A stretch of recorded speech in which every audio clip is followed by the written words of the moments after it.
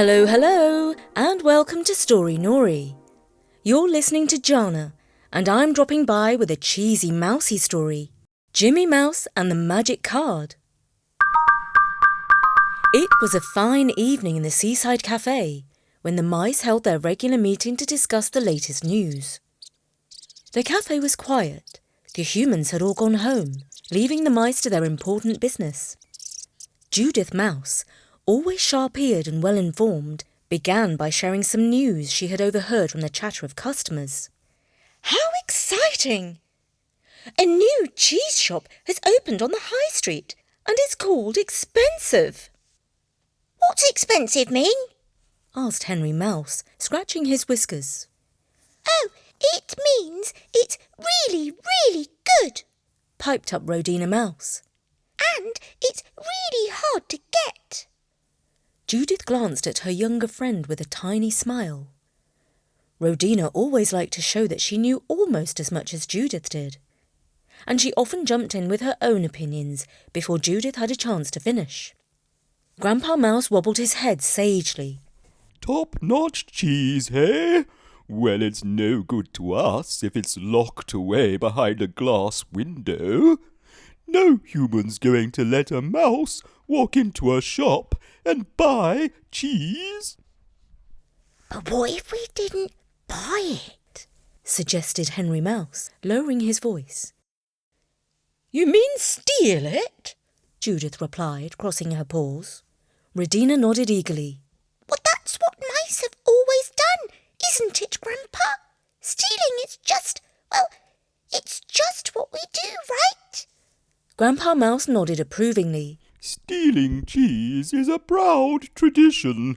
It's in our nature, like nibbling and squeezing through impossibly small gaps. Judith shook her head. Humans say stealing is wrong. This is what they do instead.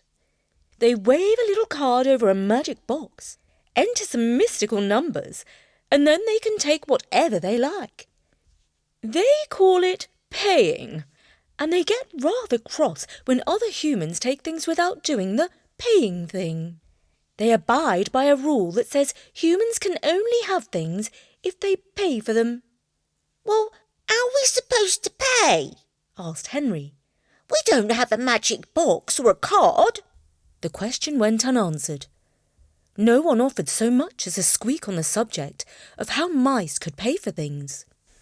Jimmy Mouse, who was quietly nibbling a crumb of shortbread, suddenly found himself the centre of attention. As usual, all eyes turned to him. I suppose you want me to go to this expensive cheese shop, is it? He squeaked nervously. Of course, said Grandpa Mouse with a wave of his paw. You're our bravest and most reliable mouse, Jimmy. It's your duty. It's not fair, Jimmy protested. Why does everyone always think I'm reliable? Why don't you pick someone totally unreliable for a change? But it was no use. As always, Jimmy ended up squeezing himself out of the mouse hole, scampering up a drain pipe and sneaking through a half-open window of the fancy cheese shop. He made his way carefully, darting past enormous wheels of Gouda and stacks of Stilton. As he scurried along, Jimmy stopped in front of an especially rare cheese, a legend among mice in the know, a spicy Dutch nagelkaas. But then his nose caught an even stronger scent right in front of him.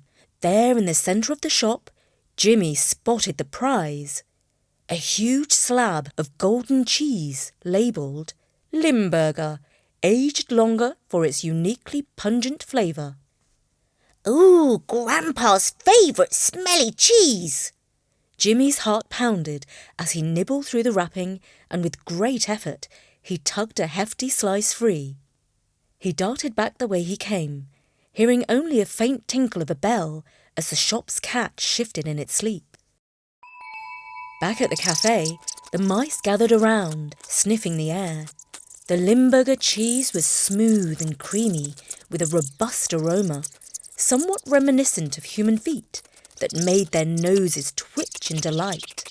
Fabulous! I haven't smelt anything so wonderful since years ago when I took a ride in a laundry basket full of dirty socks, declared Grandpa. But what will the humans do when they find out their special cheese has been nibbled in the night? Worried Rhodina.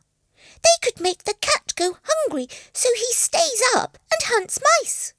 We need to learn how to pay, said Judith thoughtfully. Humans don't seem to mind sharing when they've done their magic trick. Then, as if by fate, Jimmy stumbled upon an extraordinary discovery the very next day. He found a plastic card lying on the pavement outside the cafe. It had a picture of a fierce bird and the words Mexican Express written across it. That's it! Squeaked Rhodina excitedly. That's a paying card. We can use it to do magic just like humans. The mice were thrilled. They polished the card until it gleamed and made little bags from scraps of cloth. Judith insisted that they looked as respectable as possible when venturing out.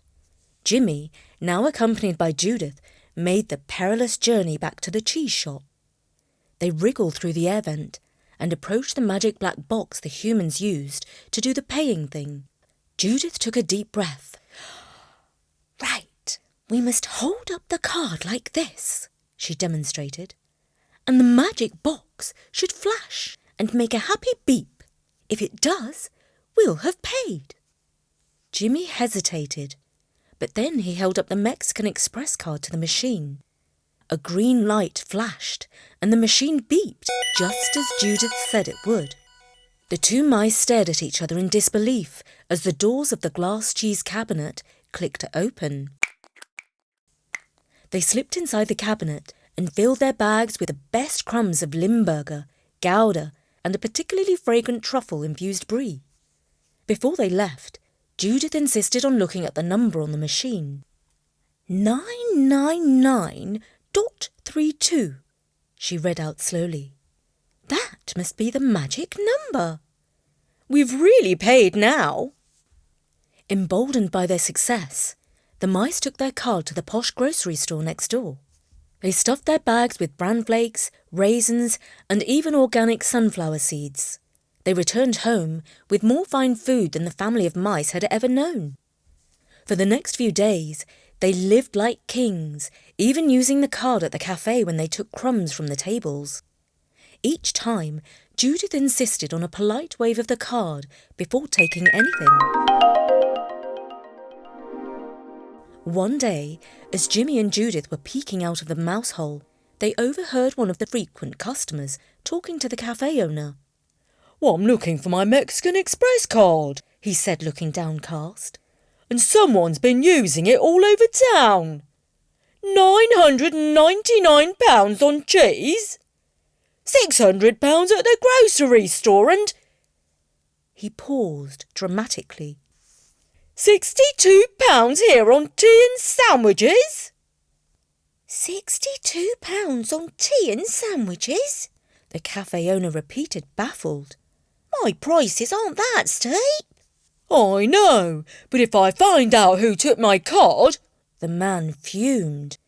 Keep an eye out for me, will you?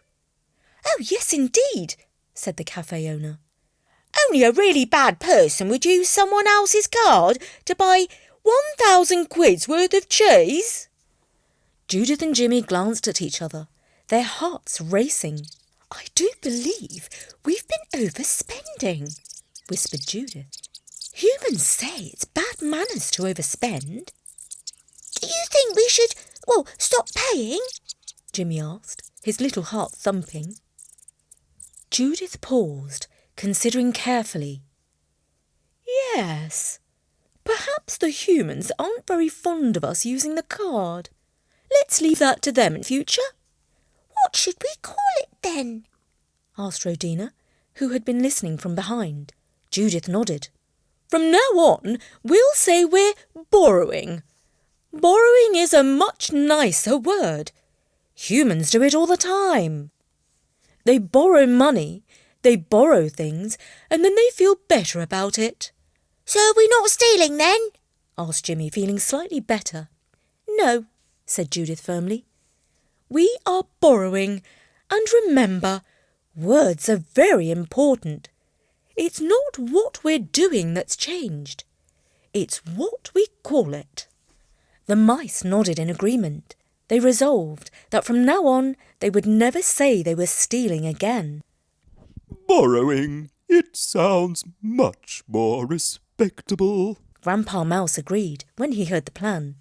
After all, we are a very respectable family of mice. And with that, they happily returned to their normal routine, just doing what mice have always done. And the humans, well, they behaved as humans are supposed to, the good ones anyway. The customers of the cafe were nice, well-behaved people, generally speaking. They never stole because stealing is bad, nor did they borrow without asking, because that's bad too.